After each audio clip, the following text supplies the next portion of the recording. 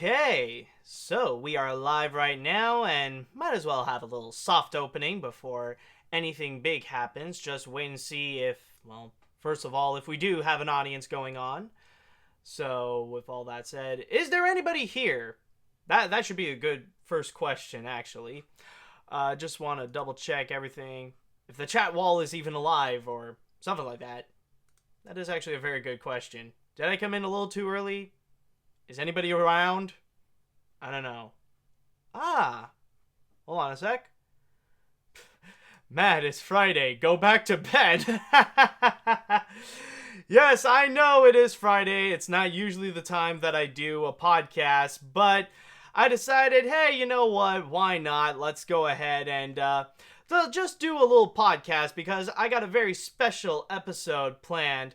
And yes, it seems that we do have an audience going on. So at least, you know what? As long as I have even just one person, then I might as well get things started right over here. So with all that said and done, welcome, ladies and gentlemen, to a very special and a surprise episode of AniMat's Crazy Cartoon Cast, where this time around, we're not necessarily going to be looking into the cartoons. Now we are actually going to be looking into something a little bit different, which is video games. Yes, ladies and gentlemen, welcome to a very special AniMat's Crazy Cartoon Cast episode completely dedicated to E3. Yes, the biggest event that happened this week was the Electronics Entertainment Expo that happened this week with all the biggest announcements coming from the biggest players in video games. Well, not necessarily players in the literal sense, I mean more like the big people like Xbox, Sony, Nintendo, and all those guys. They decided to come in making their big announcements on what's going to be going on with the future of video games. And what they have presented, they were pretty much big. They were some that people have been waiting for so long to hear about. We got some highly anticipated games. We got some newly announced games. And this is what's going to be happening. What I'm going to do right now is that I will be looking into each individual conference that did happen at this year's E3, looking at what they have announced and just highlighting some of them where really did pique my interest. Now, this is not going to be like your typical look back, a little retrospective at what happened at this year's E3. What I'm going to do is a little bit of, I guess the best way to put it is that this is going to be a little bit of a, not retrospective, but kind of like a guide. What I'm going to do is going to be an animation fan's guide to E3, looking into what is it that an animation fan would probably be interested the most that came from this year's E3. So I know that there are some people out there, like, it seems very unexpected and we're probably shocked that, yes, I am doing a podcast right now. So, before anything, I just also want to mention that for each conference that we're going to go and look into, I'm just going to do a quick summary. I'm not going to be playing any of the trailers that happen, especially when some of them are like really long. Some of them can go for like 11 minutes, so I'm not going to be playing them, but I will show just itty-bitty clips of it. So with all that said and done, first of all, do we have any questions from the chat wall to see if they have any questions, any comments? What you guys want to know, anything you want to know regarding this little episode of E3, just let me know, guys. And also at the same time, also forgot one little thing to change. There we go. Okay. So, yeah, like I said, do we have any questions going on right now? Everybody all good? You want anybody else want in on Smash? Wait for the grand finale on that one, dude, because I got a whole lot to say on that. That's probably my most anticipated game. I'll start things off by saying that one. But I think with all that said, yep, I think it looks like people are ready. I'll just comment when you talk about it. Yep, good idea. Color the Orielli? I think Orielli? Color, yeah, okay. No, you got a good idea, color. So, with all that said and done, let's go ahead and get things started with our special E3 episode. And so, the first thing that we're going to do is that I'm going to be taking a bit of a combination of different companies. So this is not going to be looking into one big conference, but I'm going to be taking several little conferences and combine them into one. And I'll start things off with the individual developers. So I'm going to be talking about E3, Bethesda, Square-Enix, and of course Ubisoft. So let us begin right now with our first one, which is going to be, wait for it, just waiting for this thing to close off. Like, as you can see, the little wheel says that it's just loading, so hold on. There we go. And by the way, before I continue, I just want to say that, Color Theory Eli. Oh, okay. Yeah, thank you. Okay, I'll just call you Color. But anyways, as you will see, I'm going to be using my source in Kotaku because they actually did a pretty nice job making a quick little summary of each little thing that happened at this year's E3 with each of the individual conferences. So, with all that said, let's start things off by looking into EA! And with EA, there is one major game that they have announced, but other than that, there's a lot of things that are not necessarily that interesting. Of course, a big one that they did reveal is actually regarding Battlefield 5, which is their next new big game, and also getting a little bit of controversy.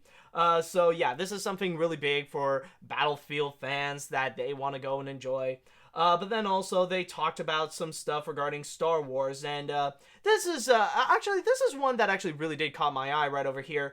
Something called Unravel 2, which is the sequel to the Unravel game, and they did say that yes, you can play single player on this, even though the big selling point is actually the fact that you can play two players, where you can go and like try to solve little puzzles with your friend in which you're both made out of yarn. But the biggest thing is mostly because of the way that it looks. This is a like I will admit, this is a really nice looking game. Like you see, hold on, gotta look into an aspect. Yeah, like if you look over here, like you'll see little parts, like little puzzle solving techniques, but it does look like a very nice game. Like look at this, the visuals are very stunning. Like they really did capture like the natural feel and how like even small things in our perspective can seem really big. So this is actually very nice.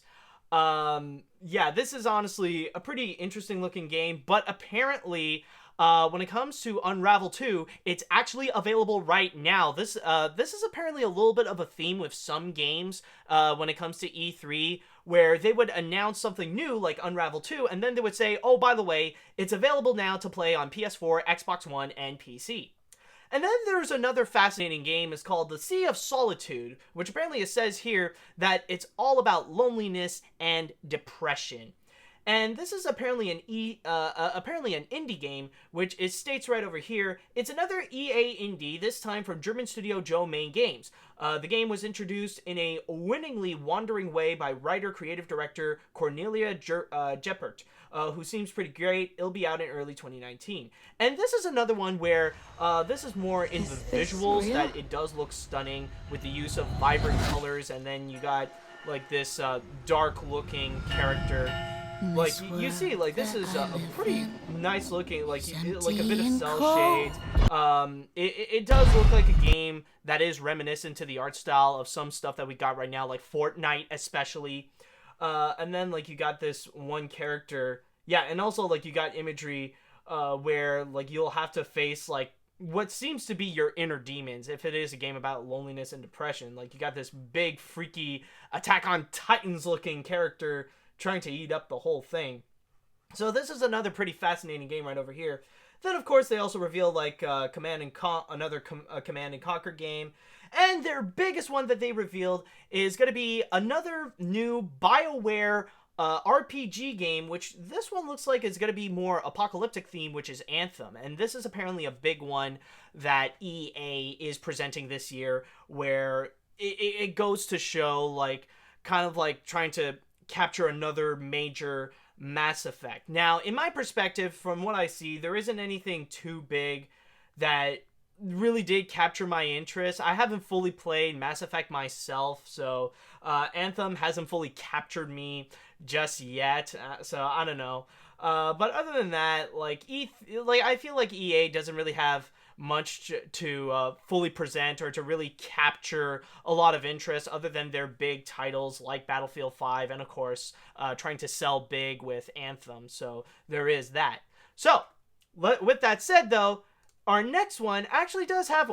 that's a little bit of a spoiler right there. I'm sorry. Let's move on to Bethesda. And Bethesda actually does have a lot of stuff that they can present, including some major titles that are going to be coming back, like a lot of classics that they are going to be adding in. Of course, they announced some stuff like Rage 2, and also another addition to Prey, which is called Prey Mooncrash.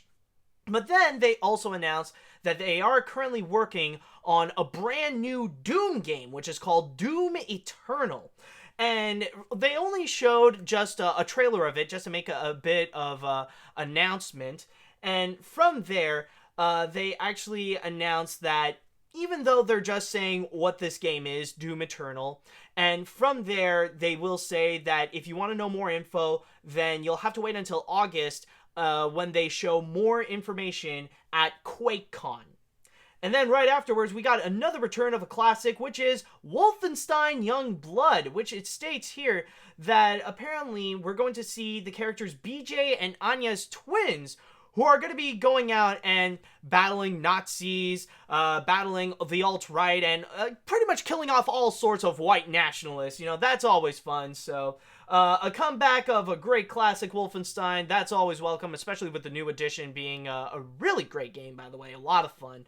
And then, of course, I mean, they do have, like, one of the big games that they announced, Fallout 76, revealing more information, revealing more gameplay, showing you a lot more of what's going to be going on with their next edition of Fallout.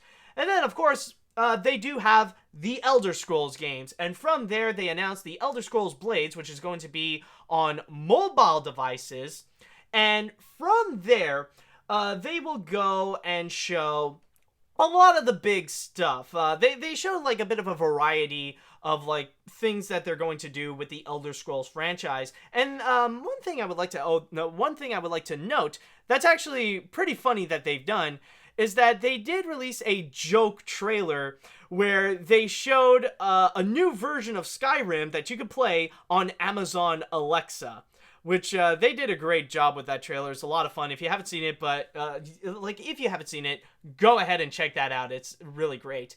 But the biggest thing that they did reveal is what they are currently working on. They didn't show anything much of it, only a little bit of the backgrounds of what it's going to be. But yes, ladies and gentlemen, there's going to be an Elder Scrolls 6. They are going to make another Elder Scrolls game. We don't know what's going to be going on, but we know it's going to be coming. And then, from there, they also revealed as well that they are currently working on a brand new sci-fi game called Starfield. We don't know what it is just yet, but they just made an announcement. We know as much about this as much as we know about the Elder Scrolls 6. So, from there, it definitely is a step up from EA. Bethesda really did pack a bit of a punch this year. However, when we did go up from EA with Bethesda, we go immediately back down with Square-Enix. Apparently Square-Enix this year, they actually won the award for the biggest embarrassment. They are the biggest joke this year. Apparently in their conference, all they did is just show a 30-minute music video with some of the stuff that they have coming up, and that's pretty much it. They didn't reveal too much. Now, this is not to say that Square Enix didn't have much games to show at this year's E3. Of course, they have well, actually, it was mentioned here. They got Shadow of the Tomb Raider, which is a brand new Tomb Raider game. And, I mean, it goes without saying, of course, Kingdom Hearts, which is one of the biggest games that has been revealed in terms of its new information for this year's E3. But other than that, in terms of their games that they have shown, they really didn't have much. I mean, like, a lot of the stuff that they have, we've already seen it in some of the other other panels, other conferences that we will see later, like like apparently a Life is Strange expansion, and they did announce a couple of new games like Babylon's Fall from the people that brought you Bayonetta, Vanquish, and Nier Automata, and they also showed some stuff for Just Cause 4, and then they also revealed a new trailer for this thing called The Quiet Man, which is this brand new realistic looking game. It does look promising, it does look interesting, but I guess we'll have to wait and see how that one goes. But really, overall, they didn't show that much. So yeah, Square Enix this year was pretty much a flat out joke. But we do have a little bit of a theme going on. We go down with EA and then up with Bethesda. We go down with Square Enix and then we go all the way back up with Ubisoft. Yes, Ubisoft was another major player this year at E3, where they revealed a whole bunch of new and exciting games. So from there, the first thing that they did reveal was the biggest game that they have announced from last year, which is Beyond Good and Evil 2. And from there, they showed a little bit of some of the pre-alpha gameplay, show a little bit more of what's going to be in store with Beyond Good and Evil 2. And then suddenly, out of the blue, we get a surprise appearance from Joseph Gordon-Levitt. Yes, he just came out of nowhere to announce something really big, that he is going to be collaborating with Ubisoft to go and work on Beyond Good and Evil 3. Beyond Good and Evil 2, sorry. Wrong one. We're not that ahead in the future.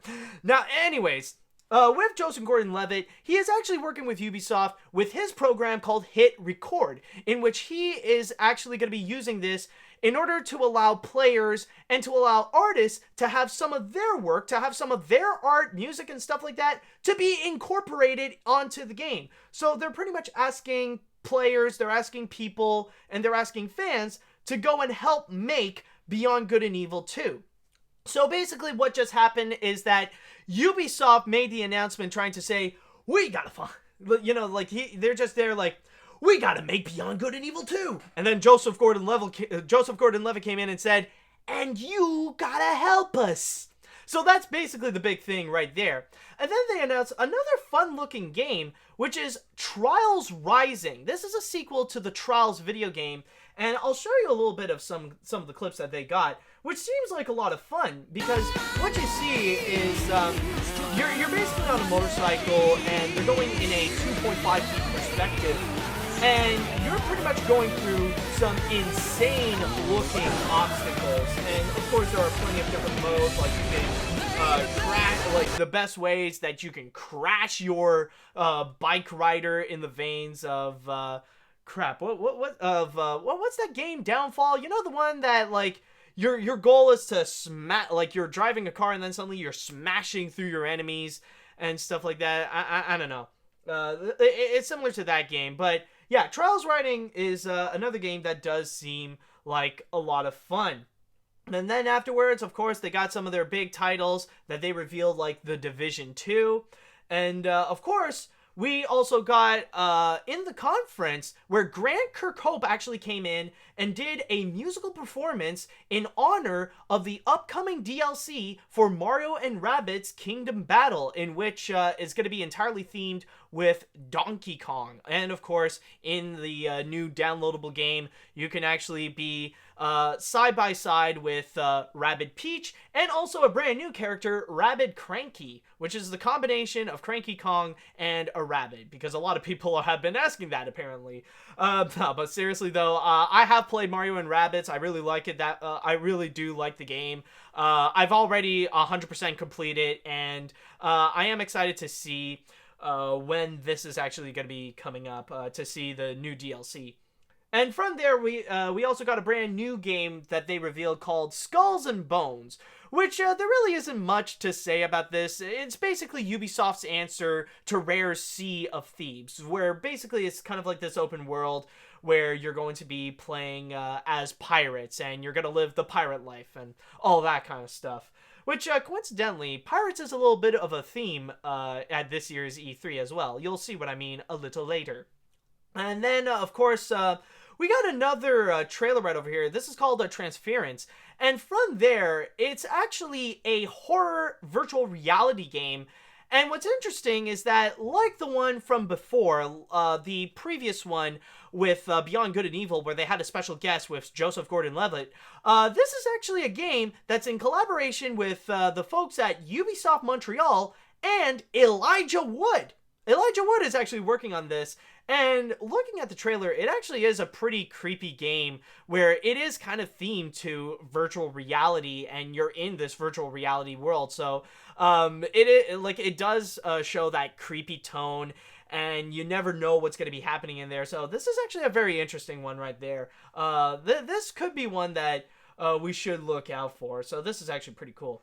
And then we got Starlink Battle for Atlas. And Starlink Battle for Atlas is actually going to be Ubisoft's answer to games like Skylanders and Disney Infinity, where it's going to be a toy-powered space fighter game, which is what Kotaku describes it. But they actually did reveal something very interesting, that if you do go and get the Switch version, then there's going to be a special guest in there in the form of Fox McCloud from Star Fox. Yes, Fox is actually going to be making a special guest in the game of Starlink Battle for Atlantis, and this is going to be in the same veins of how Link was actually a special guest in Soul Calibur 2. But that's not all. Apparently, in the conference, they got another special guest star coming in the form of the legendary man himself, Shigeru Miyamoto, which they decided to go and give a little Star Fox figure with the Star Wing to give to Shigeru Miyamoto right there. And then from there, they also revealed some other games like For Honor, and then finally, we got the big one, the biggest game in which Ubisoft has announced, which is, sing it with me, folks, Odyssey, Assassin's Creed, Odyssey, Assassin's Creed, Odyssey, Assassin's Creed, Odyssey, Assassin's Creed. I'm just having fun right over here, but yes, apparently they announced a brand new Assassin's Creed game, which is going to be Assassin's Creed Odyssey. And from there, what they decided to do with this game, of course, as you could probably see, or if you have seen in some of the gameplay, it is actually going to be entirely Roman-themed. I didn't know you liked the movie Assassin's Creed. Oh, hell no. I really like the Assassin's Creed games. Like, I have played the first and second one. I do need to catch up a little bit on some of the more recent stuff, maybe. But, yeah, the first and second are amazing games. But the movie, however, I am staying the hell away from it. No, but anyways, the thing with Assassin's Creed Odyssey is going to be set in ancient Rome. And the big thing about Assassin's Creed Odyssey, tell me, are we going to possess people with hats? That would actually be amazing. Combine Assassin's Creed with Super Mario Odyssey. You got the choice of either killing them, or you could possess the person while wearing a very silly hat. That would be really cool right there. No, but this is not a combination of Assassin's Creed and Mario Odyssey. This is actually a bit of a combination of Assassin's Creed and also Mass Effect, because the game, what they're doing here is that they're doing a little bit of a combination where they are going to be going to they're actually going to go and combine the elements of Assassin's Creed, like the stuff that people love about Assassin's Creed, and also some of the game-changing choices, like your actions and the way you communicate with people, that's going to affect how the game will be. So it does have a bit of that mechanic. Plus, you do have a bit of romance going on. But one special element that people have been talking about with Assassin's Creed Odyssey is actually regarding the fact that not only will you be choosing your gender, you don't have to be just a dude, you can also be a woman, but also you got the choice of who the gender of your partner is going to be, or at least your love interest. So he or she can actually be a male or a female. And the best part about it is, it doesn't matter who you pick. It doesn't matter if, like, you could be a dude, your love interest could also be a dude. You could be a chick, your lover could also be a chick. So, really, if you want to be straight or if you want to be gay, you can have that opportunity with Assassin's Creed Odyssey. So it does give you that option right over there. So looking into the individual developers, overall, I mean, it really is a bit of a mix. Like, you got a lot of crappy ones that really don't show much with Square Enix and then also EA. But then you also got Bethesda and Ubisoft presenting some of their big games right over there. Like, they really got some big, exciting ones that they got in their roster. Like, Ubisoft has stuff like Beyond Good and Evil 2, Assassin's Creed Odyssey, and then announcing some of the more interesting stuff that they're going to include. Ooh, excuse me, that's my lunch coming back to me.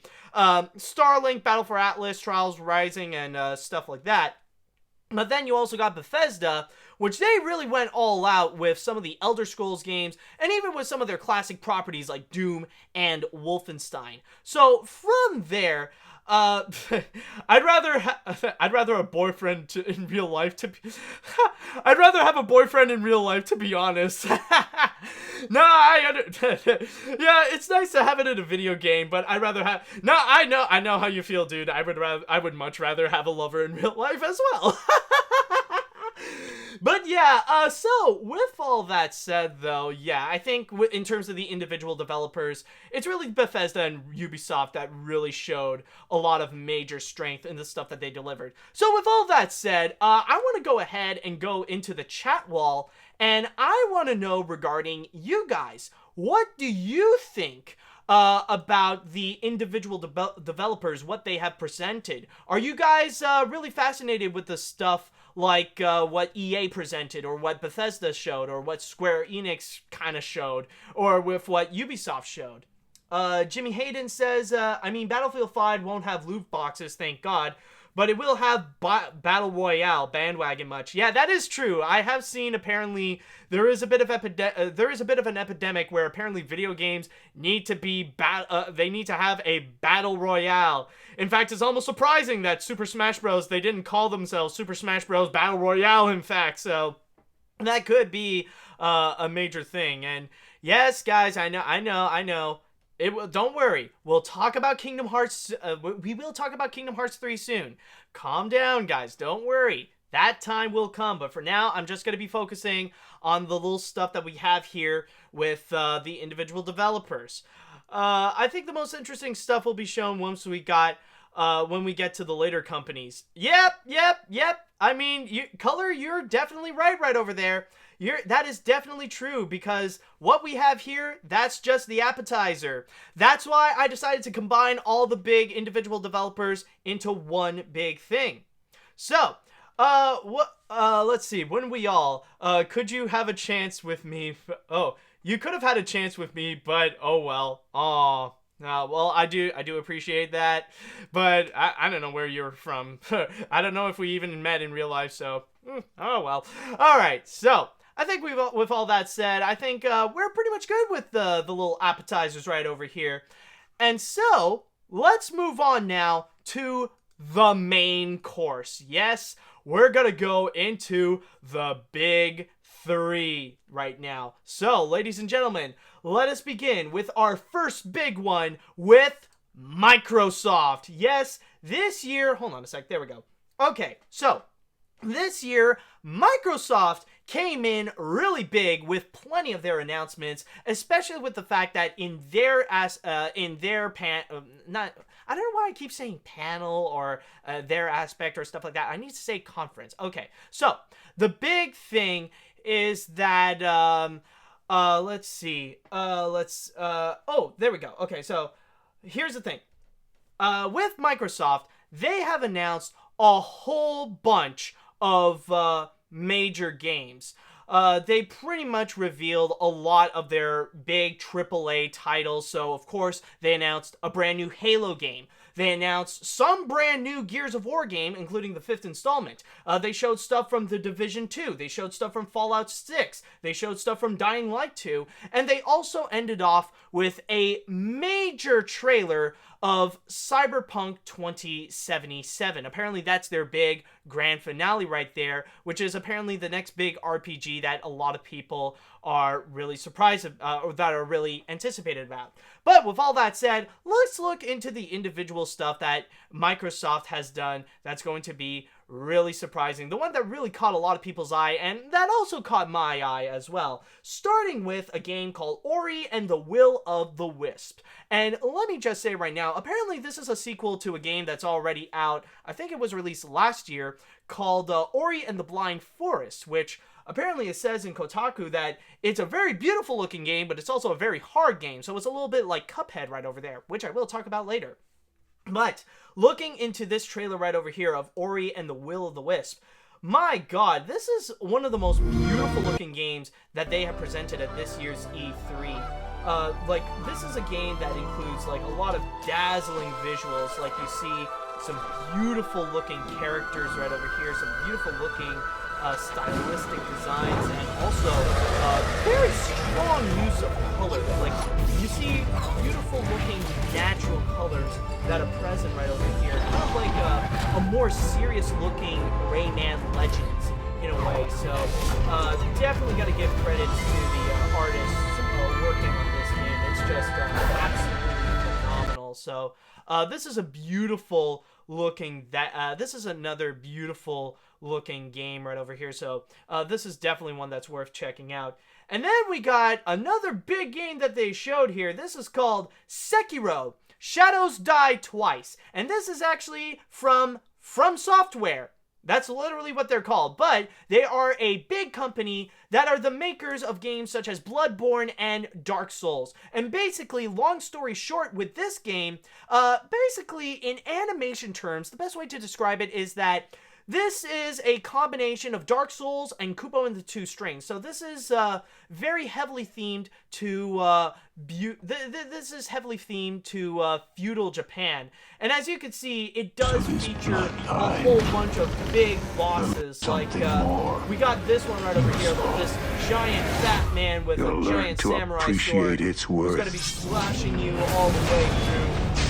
Okay, well in this one, like, he's just trying to go after some bad guys, swinging around, so it has a little bit of open world aspect going around town, and you're pretty much fighting all different sorts of enemies.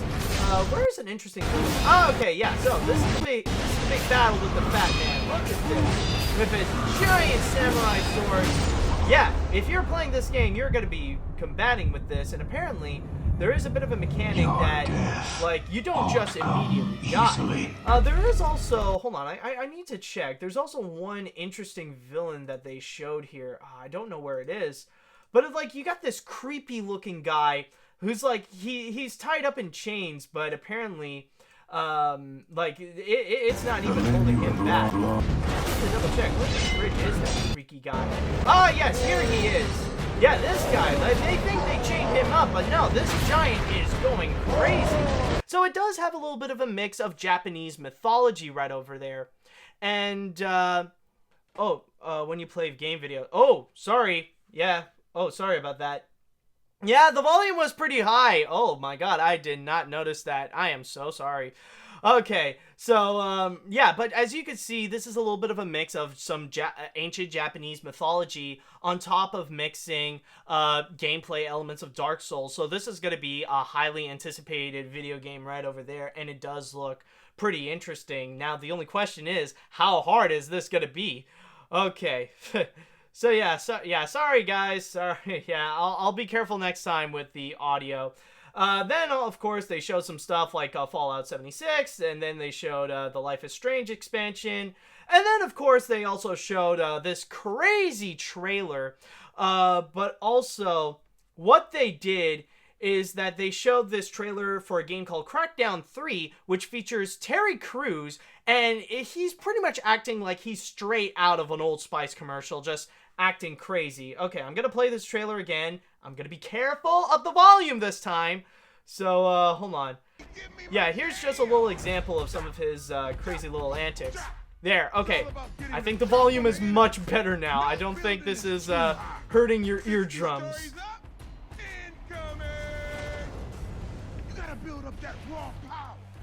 So yeah, that's just a little taste of, like, some of the crazy antics of Terry Crews in this Crackdown 3 trailer.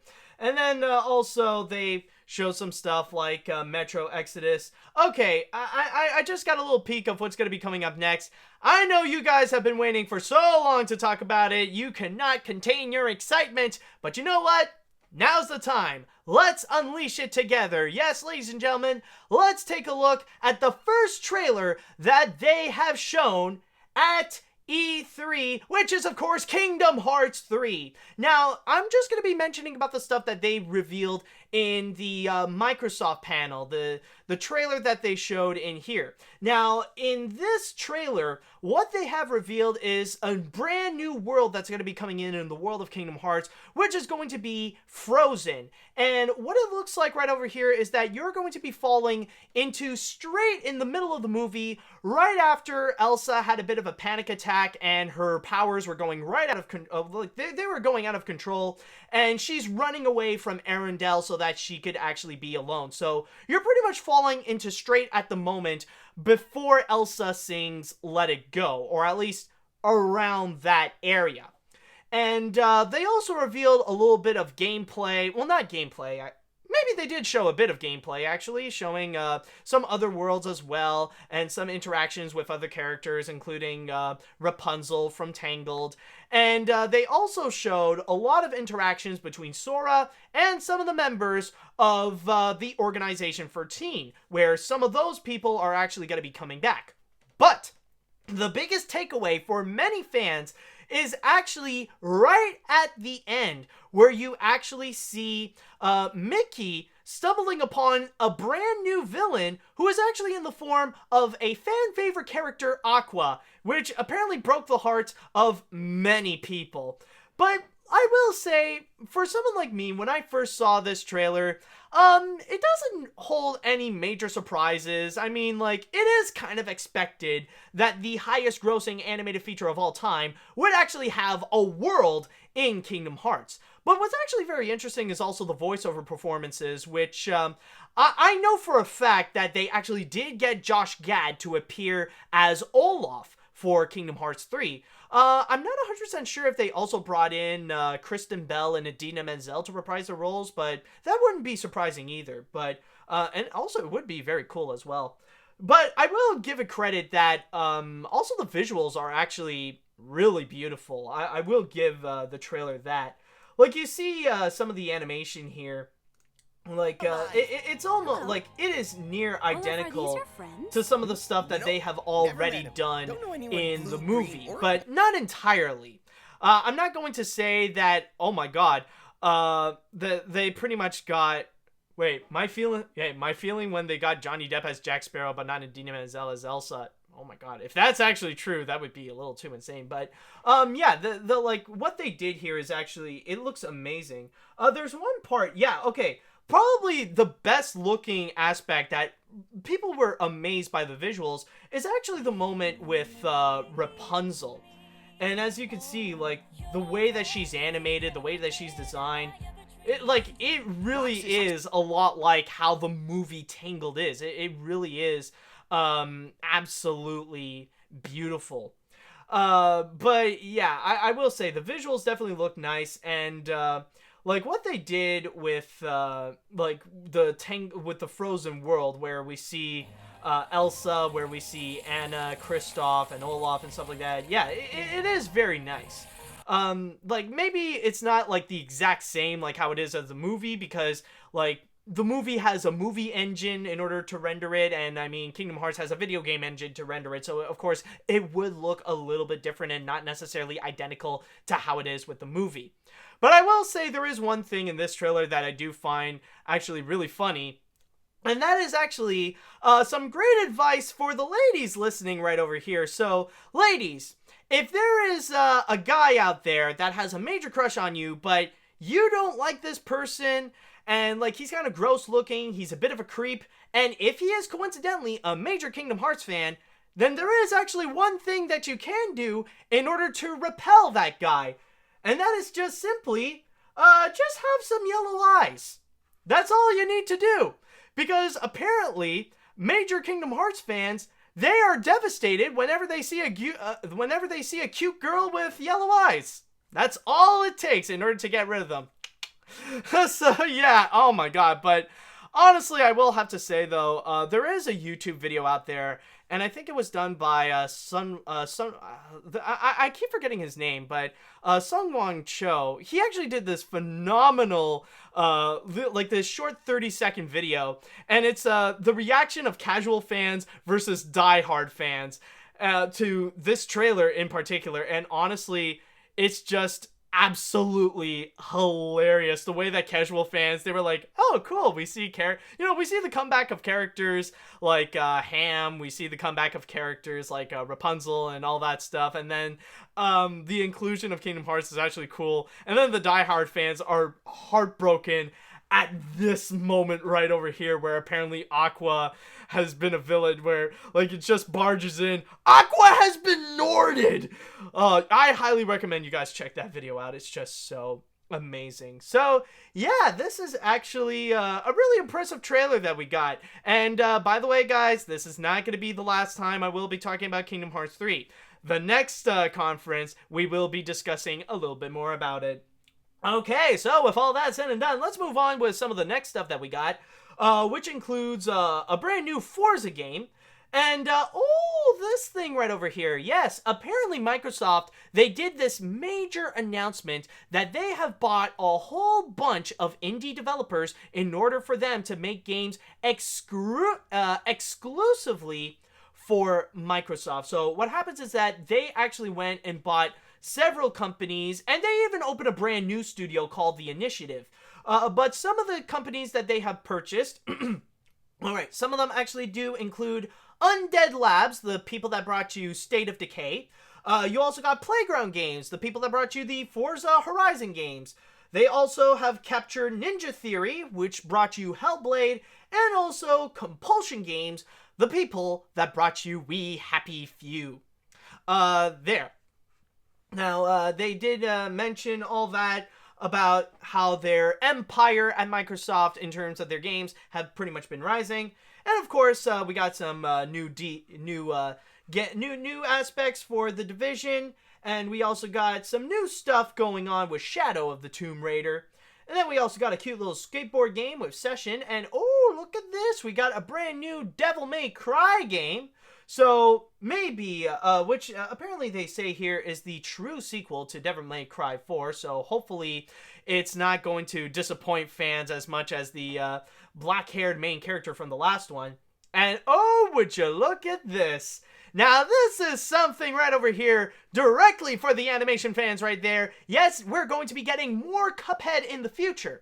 Now this is not necessarily a sequel to Cuphead, but we're getting a brand new DLC, which they cleverly titled it Cuphead in the Delicious Last Course. Now, they didn't necessarily reveal a whole bunch of what's going to be going on in Cuphead. Of course, they're going to promise some more beautiful hand-drawn animation and some more frustratingly hard bosses. But the biggest thing that they did reveal is a brand new character. So instead of playing like Cuphead and Mugman, you can actually play a girl, which in this case, you can actually play as Miss Chalice. So you do have that option right over there. And then there's another thing, not necessarily for animation fans, but specifically for anime fans. And I'm talking, of course, about Jump Force. Now, in Japan, they do have a series of fighting games in which all the Shonen Jump characters, where they would come in and they would clash each other out. But apparently this could be one that could be coming in North America as well and around the world. And with Jump Force, they showed this big trailer where you got Naruto, Goku from Dragon Ball Z, and Luffy from oh crap, what was it? Oh yeah, from One Piece, where they all got together and they're gonna fight off against Frieza. I might agree with Koopa Dude. I might get Jump Force if there is Yu-Gi-Oh representation. You know, in the Jump fighting games, there have been a few times I think that Yugi actually does make an appearance, so it could be a possibility. So we pretty much got this trailer showing this fighting game, but what is actually very interesting is that they announced a fourth franchise that's going to be in Jump Force, where right at the end, we do see the inclusion of Light Yagami and Ryuk from Death Note. So that's going to be pretty fascinating right over there. And don't worry, this is the one from the manga and the anime. This is not the crazy, over-the-top, dumb light turner that we got in the live-action film. So that's the big thing that we got with Jump Force. So this could be a pretty interesting fighting game that we got right over here. Now, moving right along, we also got some other game announcements, including Dying Light 2. Oh, yes, and we got this one, which they revealed the comeback of the one and only Battletoads. We don't know what's going to be happening. They didn't necessarily reveal literally anything. It's just the title that we are going to be getting another Battletoads game coming in 2019. So maybe we could be getting another Cuphead with beautiful animation, but frustrating levels. So that's the big thing with Battletoads that we got. Then moving right along, they showed some more info for Just Cause 4. And then, of course, a whole bunch of Gears of War games, including the fifth Gears of War installment, and even a brand new mobile game, which is all based on Funko Pops. So yeah, there's going to be a Funko Pop mobile game of Gears of War, which a lot of people really seem to be mad. If there's one game that causes the biggest, angriest reactions, it has to be Funko Gears of War right there. And finally, right before they announced the stuff for Cyberpunk 2077, they actually did reveal that apparently at Microsoft, they are currently at work trying to fix up what's going to be the next Xbox console. Maybe it'll be called Xbox 2, maybe it'll be something else, but they are currently working on it, and it could be just around the corner, so who knows? Maybe in the next E3 or in 2 years, we could be seeing what the new Xbox will be. So, with all that said, that is the major presentation that they showed at this year's E3 with Microsoft. And wow, this is really a fascinating display that they got right over here, announcing some new major stuff, showing some long-awaited trailers, some long-awaited gameplay footage, and also some major announcements regarding their big AAA titles. So what I want to know is from the chat wall right over here, what do you guys think about the brand new inclusion and the brand new stuff that they've revealed? What do you think about Microsoft's conference at E3 2018? Are you guys impressed with it? Are you a little skeptical? Are you not into this? Let me know what you guys think. It would be pretty interesting. And also maybe mention, like, what would you think is the standout performances? What are the standout games from there? I see one of them mentioned Crackdown 3 was a major favorite in there. Someone really did like Crackdown 3 mainly because of Terry Crews's performances. I want it to be called Xbox Ultimate. Yeah, just to have all the Xbox games come into one. Like, it's the console where everybody is here. You guys will get it if you guys will get it a little later. Alright, TSF states, I'm very impressed with the Frozen World in Kingdom Hearts 3. It captures the style perfectly and ingeniously integrates Sora, Donald, and Goofy in that style. Very impressed indeed. Yeah, that is true. Like, it does seem natural the way that Sora, Donald, and Goofy are actually blended into the world. They did actually fix that well. Yep. Apparently, Microsoft got Color's attention with stuff like Cuphead and Kingdom Hearts 3 and Jump Force, so Battletoads isn't about Toad from Mario. No. It's not like, no, that would be one epic Captain Toad's game, I will say. Okay, so with all that said and done, I think oh, wait, hold on. We got one more. My criticism of Kingdom Hearts 1 and 2 was that Sora, Donald, and Goofy weren't integrated into that style, so I'm glad this being resurfaced in Kingdom Hearts 3. Okay, they're definitely agreeable. So, with all that said and done, I think we're pretty much good with Xbox right over here. And now let's go ahead and move on to our next one. Now, our next big one is actually going to be with Sony. Yes, and this is going to be the good Sony this time. This is the Sony that has much more than just Spider-Man in order to be excited about in the future. Okay, so in the Sony panel, they actually did reveal some of their own major stuff as well. And of course, we might as well go ahead and start with the big one right over here, which is The Last of Us Part 2, which they showed this 12-minute trailer. And it shows a little bit of the gameplay, and it shows a bit of the cutscenes and what's happening in the second installment of The Last of Us. Hold on, let me just refresh because I want to try to get that trailer going. Okay, there we go. So apparently this is one where it really did get caught. Well, it actually did caught a lot of people's attention, specifically for one particular scene where we do get one of the main characters. Hold on. Okay, where is it? Okay, yeah. So we got two girls. They're just dancing. They're just having fun. They're just relaxing. They're just having fun. They're nice. And as you can see here, they see eye to eye. And soon we'll have just a nice little kiss. Alright, and when are they gonna kiss? There we go. See, they're already in love, having a nice little tender kissy moment. So everything is nice. Everything is great. Everything is romantic. We just turned the camera around, and then suddenly, sweet, merciful Neptune. Holy crap. Like, look at this.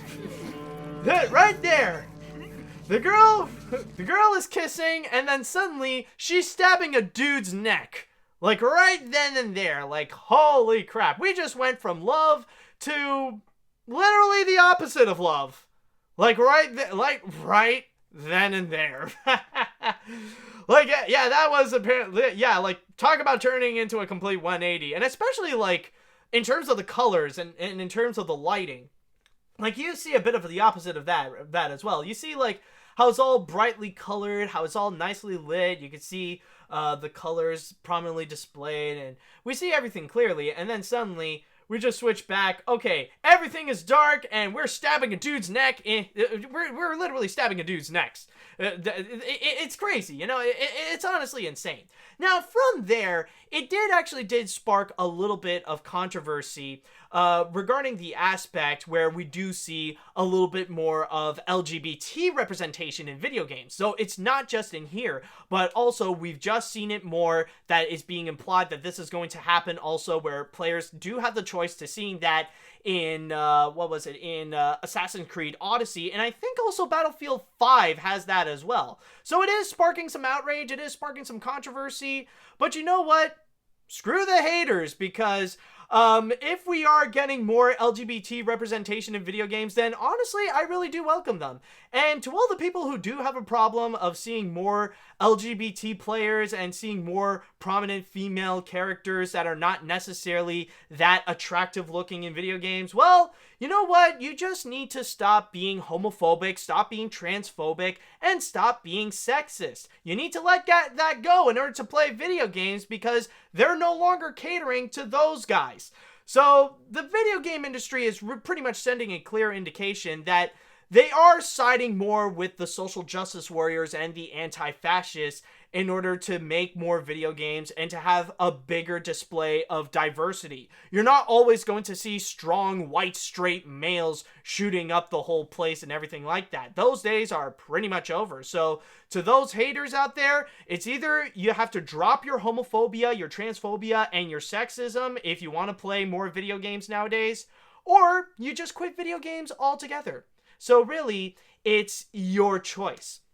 So from there, so The Last of Us Part 2 really did make a great big impact right over there. So this is this is of course one of Sony's biggest games that they presented. And then we got Ghost of Tsushima, which is said to be an open world samurai game. And yeah, it would seem impressive, but my only downside of this is that honestly, we already got, like in the Microsoft conference, we already got Sekiro.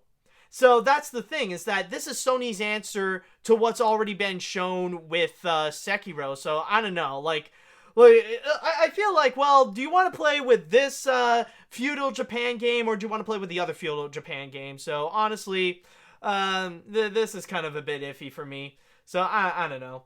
And then we also got this game called Control, which is which is apparently a third-person game where apparently you're playing this girl where she actually has not mind control but telekinesis, where she can actually go and move objects around. So this is a game that I can see could be really interesting if it's done right. So they only showed a little bit of gameplay footage, and that's pretty much it. So this could have potential. And of course, they have announced a remake of Resident Evil 2. So that's actually going to be coming out at the end of January of 2019. And so with all that said, though, we now return to our regularly scheduled Kingdom Hearts talk. Because Sony also had a Kingdom Hearts trailer to display and a new world that they have announced. Well, maybe not necessarily a new world, because these characters have appeared in there, but we are definitely going to be going into different places. Where in the trailer right over here, we see Sora, Goofy, and Donald. They are going back in the world of Pirates of the Caribbean, but this time around is a little bit different. We are specifically going into the world of Pirates of the Caribbean at World's End, and the living proof of this is if you look at all the you see all the characters, like you see Will Turner, you see Elizabeth dressed up in her like she's pretty much dressed up, how can I put this, like you know, she's like the new pirate, like she's in her Pirate King outfit. And also, like you see, hold on, where is it? Yeah, you see like Calypso that's just petting her crab. And then moving forward, we see the iconic scene with the ship where it's going down in the sand. So there's pretty much this, we're pretty much in the world of Pirates of the Caribbean at World's End.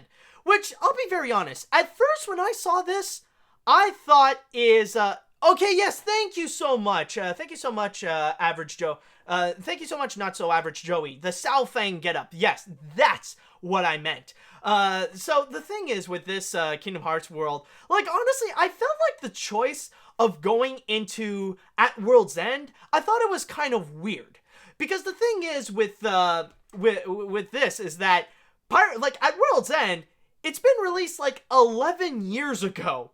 So by the time the game will be released, like they're going into the world of a 12-year-old game, which honestly is kind of strange. But then again, I do understand the choice, because we want to go back into the world. Like if Kingdom Hearts wants to go back into the world of Pirates of the Caribbean, then they want to go back into the world where they would meet up with the characters that they've already met before, like Will Turner, with Elizabeth, with Captain Barbossa, with Jack Sparrow, with all those guys. You can't really do that with some of the later movies, like with Dead Men Tell No Tale, with Will Turner's son, and the astrology girl. And then you also got what else was there? What was the fourth movie called? On Stranger Tides. Yes, like you can't really have On Stranger Tides with Blackbeard and Penelope Cruz. You want to go back with the original characters right there. So yeah, I guess I kind of do get it, but it is kind of weird because.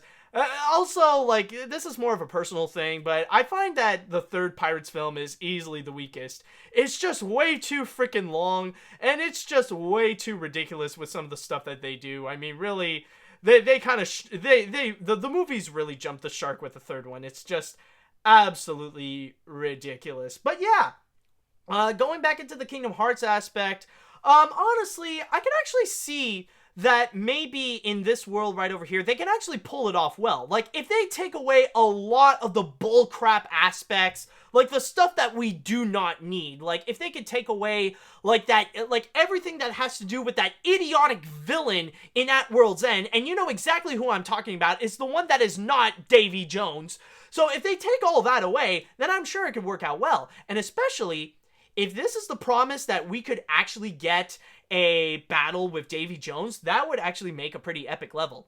Oh yes, and someone did actually mention this. It is true. We also do have what seems to be a brand new summon. I'll just see if I can, if I can find him actually. I don't know. He just makes a short, quick appearance. Oh yeah, and also we got this. Apparently, the promise that we're going to be fighting with all 4 Titans from Disney's Hercules, which is pretty crazy to think about, because I think, like, one of them, like the ice guy, isn't he like one of those impossible bosses in one of the previous Kingdom Hearts games? So fighting all 4 of them, yeah, that is pretty intimidating. Where is it? Crap, I thought like there would be somewhere here, but there's this one short quick instance where you do actually see Sora, and he's just cooking with he was actually cooking with Remy from Ratatouille, so it could be the promise that we would actually see we will see Remy as a summon in Kingdom Hearts 3. Crap, where is it? Holy crap, where would it be?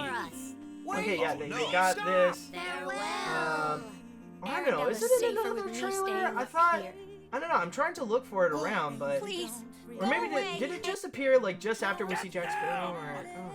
Oh, man. I'm, like, so lost.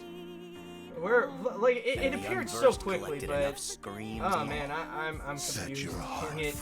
Okay, anyways, with all that, yeah, okay, so... oh, Remy is in the other one. Oh, he's not in this one. Oh, okay. Yeah, thank you, Joey. Thank you. Yeah, all right. Oh, well, I tried. I did try. So, might as well. Here, let's put it back here. I mean, like Donald, Goofy, and Sora, they actually do look great, and they do blend well within the world. So, I'll just put it right over here.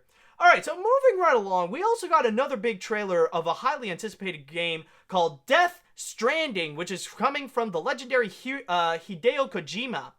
And in this trailer right over here, we got this beautiful looking trailer. We got some amazing looking visuals in this game.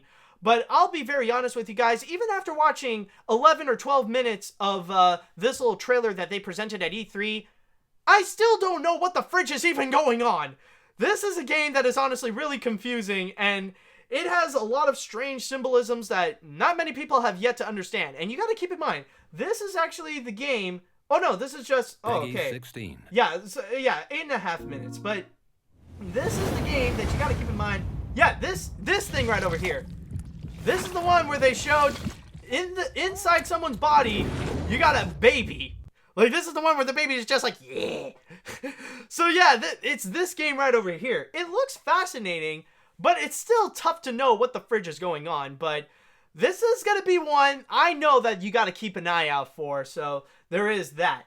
Then we also got, well, surprise, surprise, another ancient Japanese themed game, which is called Neon 2. And in Neon 2, what we see is it Neon or is it Nihon? Or would it be pronounced Nihon? I'm not 100% sure. But in Neon 2, apparently, what they showed is this ancient Japanese battle. And apparently, like, this guy, he got stabbed, like, right in the head right over here. And then suddenly... he turns into a Japanese demon. And that's all this trailer shows. So, yeah. We got another one of these. So, another one to add into the list, like with Sekiro and Tsushima. So, we got that. Oh, but then, of course, we got one of the big ones right over here. So, it's not just The Last of Us Part 2 that they... Is it The Last of Us? Is that it? Or... Yeah. Okay. It's The Last of Us. And what they presented here is also with Spider-Man. Now, in here, they actually presented a really awesome trailer of Spider-Man. And what's been happening? Sorry, I just need to recollect my thoughts over here. My mind somehow it went a little bit to the side. Okay, there we go. Okay, now my head's back in check. Oh, Neo. Oh, Neo is pronounced. Oh, it is Neo. Oh, it's Neo. Okay. Okay, so that's how it's pronounced. Okay, but anyways, with this brand new Spider-Man game, what they presented is some brand new gameplay footage, some brand new action where it does seem to be a little bit reminiscent to Batman Arkham Asylum, like those games. And in here, Spider-Man is actually facing off many of the big popular villains. So we actually do see some surprises. Yes, and of course it is from Insomniac Games, where we actually do see the appearance of villains such as Electro, which is the big one in this level in particular that they're showing. They also got Rhino, they got Scorpio, we see Vulture, and we see so many more villains. And yes, I do agree with color. Electro actually looks cool in the trailer because Electro's original design looks silly. Yeah, that is true. Like, when you look at the original design of Electro, he does look goofy, but in here, this is this is a pretty legit looking Electro, like the kind that I'm surprised they have yet to even use it in like any of the movies, or maybe we could see that in an upcoming installment of like Spider-Man Homecoming. Who knows? That would actually be really cool. And then finally, to end things off with the Sony conference, they have announced that From Software, again the same people that made Bloodborne and Dark Souls, they are and Dark. Is it Dark Souls? Yeah.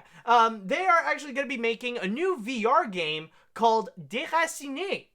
And in here, they're actually going to be doing something a little bit different. They didn't reveal so much in terms of the trailer, in terms of the gameplay. They didn't reveal a lot, but basically they're promising that you're going to be exploring around this really big mansion. And the best way that I could describe it in animation terms is, you like... This, like, looking at this trailer, it really does remind me a lot of that one episode in Over the Garden Wall where you see Wirt and Greg. They're in this really big mansion because they fooled this guy thinking that they're his nephews. So it does remind me a little bit of that. So with all that said and done, that's pretty much the big list that we see from Sony's panel. And honestly, like, this is one where I feel like there is a bit of hit and miss. Some things that we already know about, and there are, like, they do have some really cool trailers that they did present, like with the new Kingdom Hearts trailer, with The Last of Us, and also with Spider-Man and stuff like that, and also with Death Stranding, which is uncomprehendingly cool.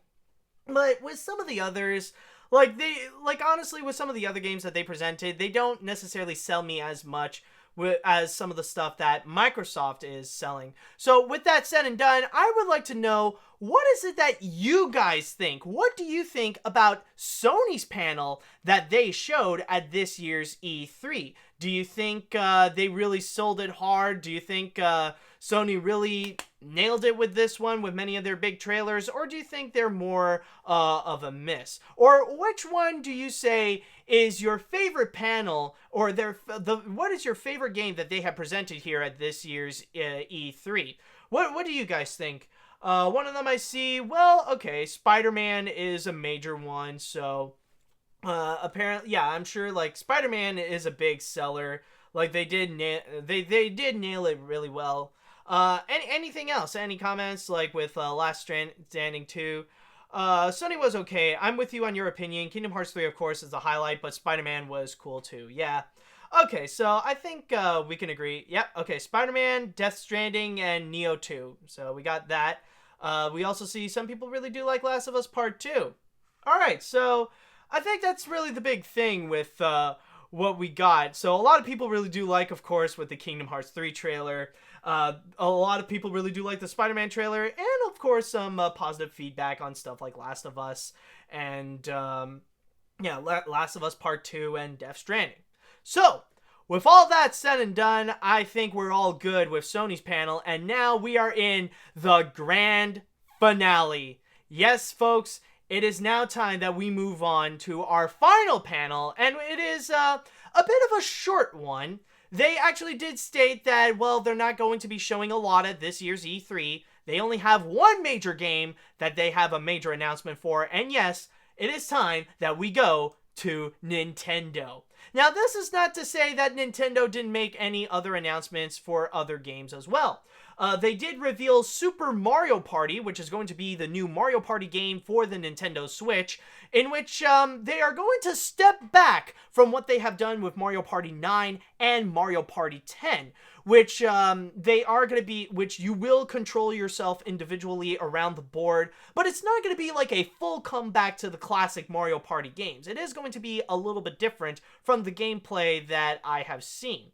And then, of course, they have released other trailers as well, including Xenoblade Chronicles 2, Fire Emblem Treehouse, and then they also announced that right at the moment when Nintendo Direct was shown, they announced that Fortnite is available for the Nintendo Switch. So if you have a Nintendo Switch right now, then you gotta go and get Fortnite.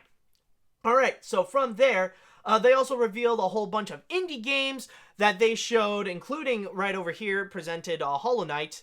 But then, you want to go into the grand finale? Ladies and gentlemen, we are about to go into the big one.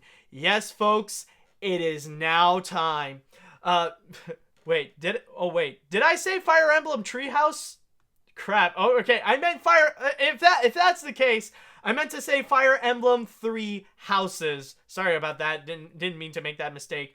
But yes, ladies and gentlemen, let's bring back that good old meme of Marvel states that Infinity War is the most ambitious crossover yet. Oh yeah? Well, ladies and gentlemen, let me show you Super Smash Bros. Ultimate. Yes, this is the new big Super Smash Bros. Game that they have announced earlier this year. And now they have revealed the biggest thing about Super Smash Bros. Ultimate is the fact that everybody is back. They are leaving nothing behind.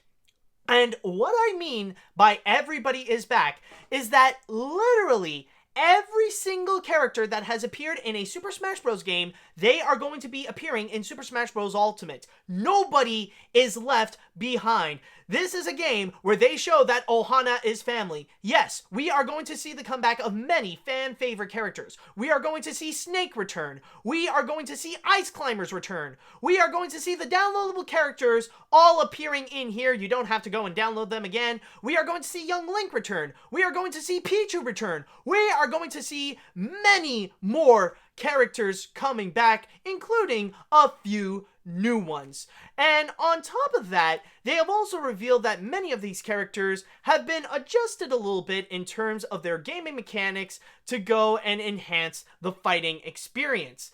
And that's probably the big thing that they actually did reveal, where they did switch things up in order to really make Super Smash Bros. Ultimate a lot more fascinating. It's not just the fact that everybody is back, but they're also bringing back some of the old mechanics as well from the previous games. You can do customizable stages. It does have amiibo functionality. It has all that, it pretty much has all that kind of stuff that you want from a Super Smash Bros. Game. They got it all right over here. And I think they also stated that many of the stages are also going to be coming back. So a lot of the old classics will be returning as well, including Hyrule Castle as well. Oh, and yes, there's also one major thing that they did improve upon, which is also the Final Smashes. There no longer going to be any Final Smashes where you get to control this super powered character, kind of like with Super Wario or Giga Bowser or anything like that.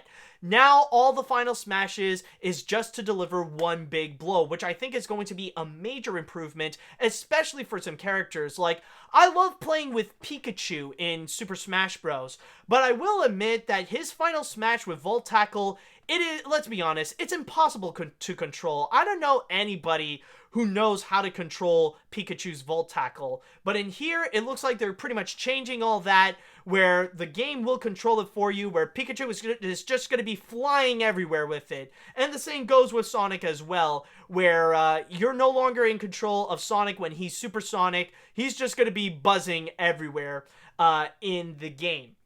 So that's pretty much all the major stuff that they have announced with Super Smash Bros. Ultimate. But you might be wondering, though, are there going to be any new playable characters? And to that, I will say yes. Now, not necessarily anything too big, but they did reveal 3 new characters. Well, okay, they announced 2 new characters, one that we already know. You might have heard that we already got the Inklings from Splatoon. They are going to be the brand new characters in Super Smash Bros. Ultimate. But at the same time, they have also revealed that Daisy is actually going to be a brand new playable character, where in the game she's going to be an Echo Fighter to Peach, which apparently for Nintendo, that's just a fancy way of saying that she's going to be just a Peach clone, and that's pretty much it. But then the big ending of the Nintendo Direct is the fact that after all these years, a character that has been demanded ever since the days of Melee is finally going to be appearing in Super Smash Bros. Ultimate. Yes, Nintendo gave in, and they're giving out Ridley as a brand new playable character. Yes, the villain from Metroid is now going to be in Super Smash Bros. Where you can play as Ridley and you can have like a big ultimate big villains battle of like Bowser versus Ganondorf versus Ridley versus King Dedede. You can have that happening in here. So that's the big thing that is going on with Nintendo's conference. They didn't reveal a whole lot. Like, they did a few gaming announcements, and they just mainly talked about Super Smash Bros. Ultimate, which, I'm not gonna lie, I am a tiny bit underwhelmed by the fact that we didn't have a whole lot of information revealed regarding Super Smash Bros. Ultimate, because here's the thing, though. I was honestly expecting, like, a really big announcement, honestly. Like, honestly, in terms of the characters that they would announce, I thought, like, there would be so much more. Like, I was pretty much preparing myself to hear something like, Crash Bandicoot being a new character, or, like, Rayman being a brand new character for Super Smash Bros. Ultimate, but no. I do understand that it is a really big deal, the fact that they are bringing in Ridley. But it does make me wonder, though, are we really going to be getting that much new characters? Or is it just going to be, like, maybe, like, just the Inklings, Daisy, Ridley, and maybe a couple more, and that's it? I don't know. Like, I do understand the big selling point is the fact that everybody has returned, and there's going to be a giant roster of almost 70 playable characters in the game, which is absolutely insane. But, yeah, honestly, I was, like, I guess the biggest thing that I was expecting is probably we're going to see brand new stuff from Super Smash Bros. Ultimate, but then again, it's just the comeback of all the older stuff. And in terms of the other games that they did announce, I mean, yeah, like Fortnite on the Switch is exciting news, and I am pretty intrigued with Super Mario Party. Like, if it does get great reviews, and if it's like a little bit of a throwback to the classic Mario Party games, then maybe I'll consider getting it. But other than that, I'm not 100% sure with this whole conference right over here. It is a little bit underwhelming, but this is not to say that I am absolutely excited for Super Smash Bros. Ultimate, and I am going to be asking it for Christmas, no problem. But yeah, like, I guess I was a bit disappointed that we're not going to get anything, like, really new with Super Smash Bros. Ultimate. Like, not anything, like, brand new or exciting or anything like that. It's just going to be all the old stuff coming back in Super Smash Bros. Ultimate. I mean, like, maybe the gameplay and the way that you're going to play with the characters, that's going to be brand new, but other than that, though, yeah, it's just, like, it's pretty much going to be, like, a big throwback to all the classic Smash Bros. Games into one big thing. So, with all that said and done, though, I would like to know, guys, what do you think? The people in the chat wall, what are your thoughts about the about all the things that happened at this year's E3 with Nintendo? Are you guys excited for Super Smash Bros. Ultimate? What are your thoughts on the game? And are you also impressed with some of the other stuff that they have revealed in this year's E3 conference? Oh, yeah, Jimmy, you actually do bring up a very good point. Honestly, I was expecting that maybe they would announce some more games or some more information. Like, I was thinking that maybe we are going to see more information about stuff like the new Yoshi game or Metroid Prime 4 that they have announced last year. I thought they were going to go more into that, but I guess this year they're just going to be focusing on Super Smash Bros. Ultimate, and that's it, I guess. So, there is just that. So, yeah, anything else? I was hoping that Star Fox Grand Prix would be... Star Fox Grand Prix would be confirmed. That I've never heard, but that would actually be pretty interesting. But I do see... I do see that a lot of people do seem to be pretty exciting. Is this going to be the final Smash game? No, I don't think so. I think there's going to be plenty more after that. They might save it for later to announce those that they have more time to deliver on Smash. Yeah, that could be a pretty good point. Pre-ordering it through Amazon, good idea, good idea. Yeah. But there is one thing that I am not excited for when it comes to Super Smash Bros. Ultimate. Like, the one thing that I kind of, like, admittedly, I did groan, is actually the fact that, really, people just cannot let go of the frickin' GameCube controller. Like, oh, now we're gonna bring the GameCube controller back so that you can use that to play Super Smash Bros. It's like, can't people adapt? Can't people learn new controls? Can you learn to just let go of the frickin' GameCube controller? I mean, come on. Really? I mean, like, you got the Pro controller for the Switch is fantastic. Like, you can use that. Why do you honestly really need to have a freaking GameCube controller in order to play Smash? You can do it without it, you know. I'm just saying. Yeah, I already bought the Pro controller. Same here. It's amazing. I love it. I mean, it's much better than just playing with one of the little freaking controllers. I mean, seriously, have you guys played a Switch with just like one of the little controllers? Like, holy crap! It's just like you feel like your hands are just too big with it. Yes. Yeah, it's annoying that no one lets go of Melee, but I don't want to often. Yeah, that's the thing. Yeah, honestly, like, some people are just way too attached to freaking Melee for some reason. Like, they just want to cheap their way with just Star Fox and just, no, we're only playing as Final Destination, no items only. Yeah, get rid of all the fun and just be like any other schmuck playing Smash, you know what I mean? Alright, so I think with all that said, the one big thing that people would have regarding talking about, when they would talk about stuff with E3, is that often people want to discuss about which one do they think is the winner. Like, among the three big players at E3, who is the big winner? And if I may put my opinion onto this, I think really the big winner that we got is Microsoft, because they were actually the ones that bring out the most interesting games. Like, as I've stated before, they brought out like their AAA titles like Gears of War, Halo, and showed stuff like Kingdom Hearts, Fallout, Division, and Cyberpunk 2077, and announced plenty of other very fascinating stuff as well, like their announcement of Jump Force, Battletoads, the DLC of Cuphead, Sekiro, and so much more. Sony, while they do have some great stuff coming up like Last of Us, Spider-Man, a lot of their stuff is honestly kind of hit and miss. And as for Nintendo, well, let's be honest, they did announce a few things, but overall, they just announced with, really, the big thing is just to announce Super Smash Bros. Ultimate, and that's pretty much it. I see one person saying, people are too attached to having Waluigi in Smash. He's not playable. Deal with it. Hey, watch your mouth there, mister. I want to play as Waluigi in Smash. Like, come on, that would be amazing. Honestly, that would totally make Super Smash Bros. Ultimate worth it. But yeah, overall though, honestly, in terms of the conferences, I think really this year, Microsoft is actually the big winner.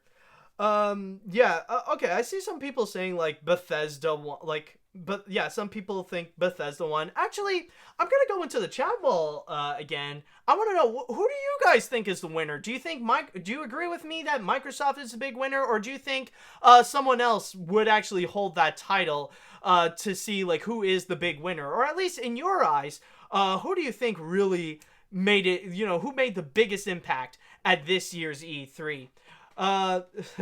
Sorry. Oh, Sony, if only for the Pirates trailer.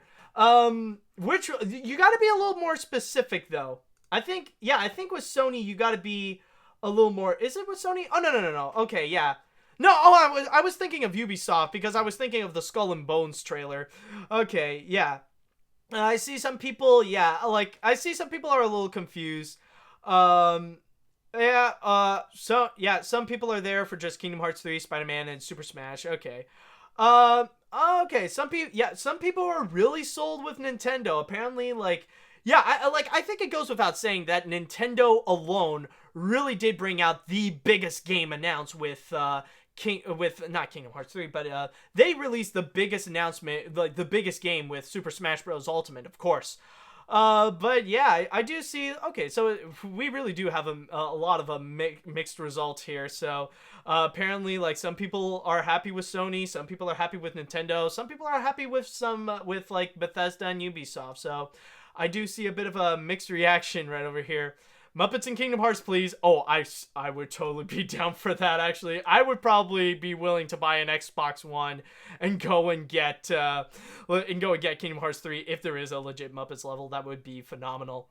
Okay, so with all that said and done, I think that will be it for this little announcement with E3, or for this episode of AniMat's Crazy Cartoon Cast, for the special E3 episode. So I just want to say to you all, thank you guys so much for watching, and tune in tomorrow where I will be returning to announce some of the usual animation news that we have going on. So with all that said, yes, we will have a regular episode tomorrow again at 2 p.m. Eastern. So with all that said, I just want to say thank you all so much for watching, and until next time, see you later, dudes!